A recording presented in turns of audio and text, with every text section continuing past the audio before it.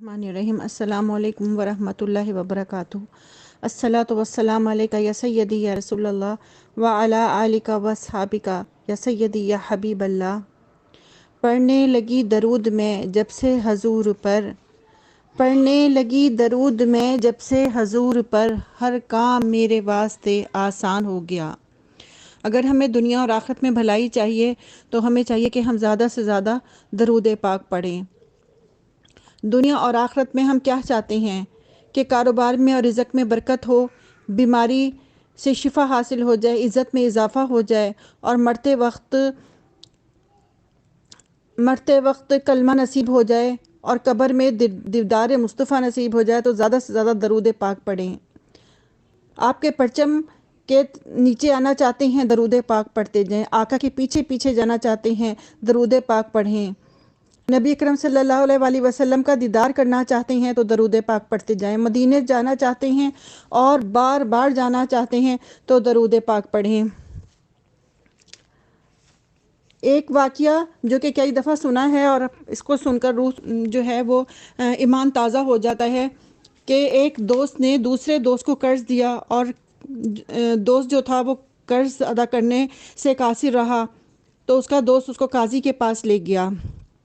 اس نے 3000 دینار دینے تھے۔ قاضی نے کہا تو اس شخص نے کہا کہ میرے پاس پیسے نہیں ہیں۔ قاضی نے اس کو 30 دن کا ٹائم دیا کہ اس کے بعد اگر وہ پیسے نہیں دے گا تو اس کو قید میں ڈال دیا جائے گا یا اس کی کوئی پراپرٹی یا کوئی گھر ہوگا تو وہ سیل کر دیا جائے گا۔ اب اس شخص نے ایک حدیث پڑھ رکھی تھی کہ جو شخص پریشان ہو، مصیبت زدہ ہو، اسے چاہیے کہ وہ آپ صلی اللہ علیہ وآلہ وسلم پر درود پڑھے، کیونکہ درود پڑھنا مصیبتوں کو لے جاتا ہے۔ عاشق رسول نے کہا اور تو کچھ نہیں ہے میرے پاس، نا امید ہو کر درود پاک پڑھنے لگا، کثرت سے پڑھنے لگا، صبح دوپہر رات شام درود پاک ہی پڑھتا رہتا۔ 27 دن گزر گئے، 3 دن باقی بچے تھے۔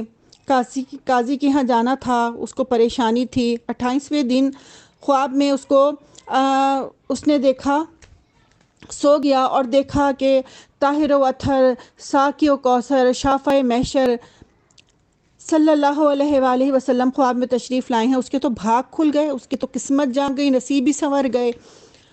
آپ صلی اللہ علیہ وآلہ وسلم نے فرمایا کہ گھبراؤ نہیں، علی بن عیسیٰ وزیر کے پاس جاؤ، وہ تمہارا قرض ادا کر دے گا۔ اس شخص نے کہا کہ وہ کیسے یقین کرے گا، کوئی پروف دیں۔ تو آپ نے فرمایا کہ اس سے کہنا کہ تم فجر کی نماز کے بعد گن کر 5000 درود پاک مجھ پر پڑھتے تھے اور کل تم جو تھا درود پاک پڑھنا بھول گئے ہو۔ اب وہ نشانی بھی بتا دی۔ وہ وزیر کے دربار میں پہنچا، عدالت جانے سے، قاضی کے پاس پہنچنے سے پہلے وہ وزیر کے پاس پہنچا۔ آج آخری دن تھا۔ اس نے کہا کہ ایک پیغام لے کر آیا ہوں۔ قاضی کے مشیروں نے کہا، اس کا پیغام پہنچایا تو وزیر نے پوچھا کہ کس کا پیغام لائے ہو؟ انہوں نے کہا محمد صلی اللہ علیہ وآلہ وسلم کا پیغام لایا ہوں۔ تو وہ اٹھ کر کھڑا ہو گیا اور اس نے کہا تمہارے پاس کوئی ثبوت ہے؟ اس نے کہا کہ آپ صلی اللہ علیہ وآلہ وسلم میرے خواب میں آئے اور فرمایا کہ آپ روزانہ فجر کی نماز کے بعد 5000 عدد کا نذرانہ پیش کرتے ہیں، لیکن کل پڑھنا بھول گئے ہیں، یہ راز آپ جانتا ہے یا آپ کا رب جانتا ہے؟ اس نے کہا مرحبا یا رسول اللہ صلی اللہ علیہ وآلہ وسلم، میرے آقا نے میرا درود قبول کر لیا۔ پہلے 3000 دینار اس کو اتنی اچھی خبر لانے کے لیے دیے، پھر 3000 دینار اس کو گھر آنے کے لیے اور 3000 دینار اس کو چھوٹا موٹا کام کوئی بزنس کرنے کے لیے دے دیے۔ اب وہ آدمی جو کہ کوڑی کوڑی کا محتاج تھا اب امیر و کبیر ہو گیا۔ وہ عاشق رسول جھومتا ہوا عدالت پہنچا۔ قاضی نے کہا کہ پہلے تو تم یہ بتاؤ کہ تم تو مقروض تھے، اتنے پیسوں کا ارینج کہاں سے کیا؟ اس عاشق رسول نے کہا کیا کہا کہ یہ کرم ہے ان کا، ورنہ مجھ میں تو ایسی بات نہیں، اتنا دیا سرکار نے مجھ کو، اتنی میری اوقات نہیں۔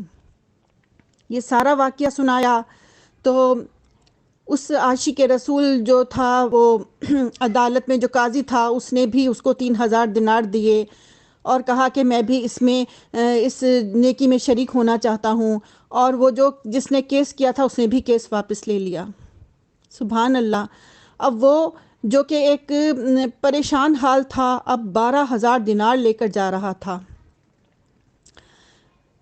دکھوں نے تم کو جو گھیرا ہے تو درود پڑھو، جو حاضری کی تمنا ہے تو درود پڑھو، ہر پریشانی ہر مصیبت میں درود پاک کو تھام لیں۔ درود پاک سے بڑی بڑی مشکل آسان ہو جاتی ہیں، کیونکہ یہ وہ کام ہے، یہ وہ وظیفہ ہے جو اللہ سبحانہ و تعالیٰ اور اس کے فرشتے بھی کر رہے ہیں۔